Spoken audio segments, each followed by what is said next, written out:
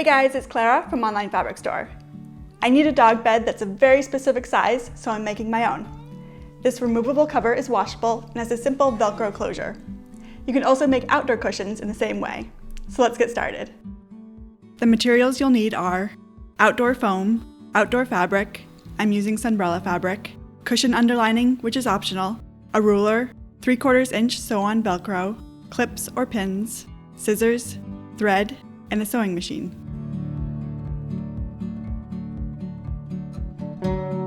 You can make your dog bed any size and thickness you want.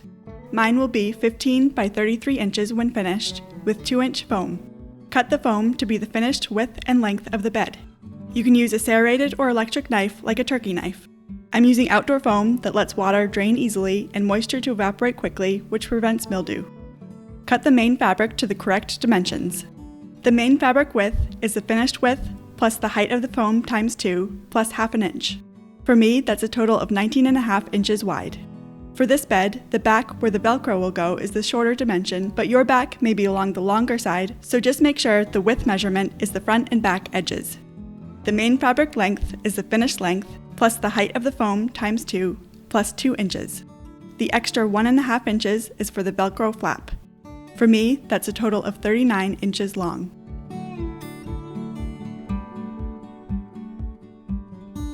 Cut out squares at the corners that are the height of the foam minus 1/2 inch, so I'm cutting out 1.5 inch squares.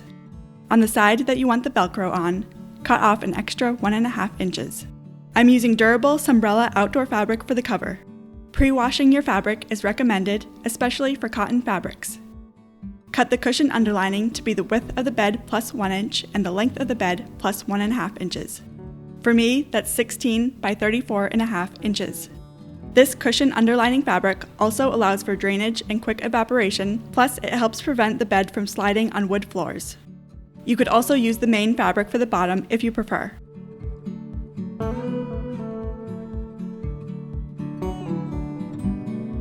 Line up the edges of the square cutouts with right sides facing. Sew with a 1/2 inch seam allowance, backstitching at the beginning and end. I'm curving the ends a bit to make the corners slightly rounded. Do the same for the rectangular cutouts.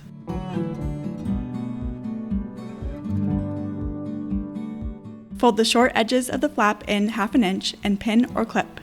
Fold the longer edge in about 1/2 inch, pin or clip on the Velcro, and cut off the extra.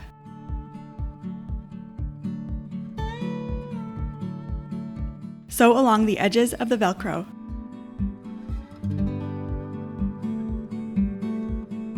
On the bottom piece, fold the end in 1/2 inch and sew on the Velcro. If your fabric has a right and wrong side, the Velcro should be on the right side.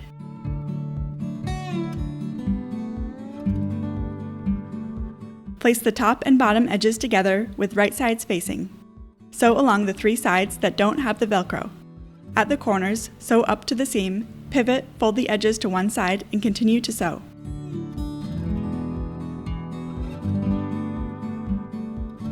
Cut the edges with pinking shears or sew a zigzag stitch along the edges to prevent them from fraying when you wash it.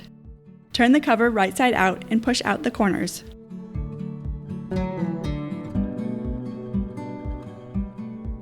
Fold the foam in half and slide it into the cover. I intentionally made the cover 1/2 inch shorter than the foam so it has a tighter fit.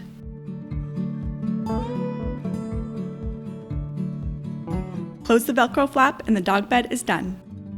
Whether you're making a dog bed or cushions for your boat or patio, this foam cushion is an easy project. And it's practical because the outdoor materials are durable and prevent mildew. Thanks for watching this OFS project.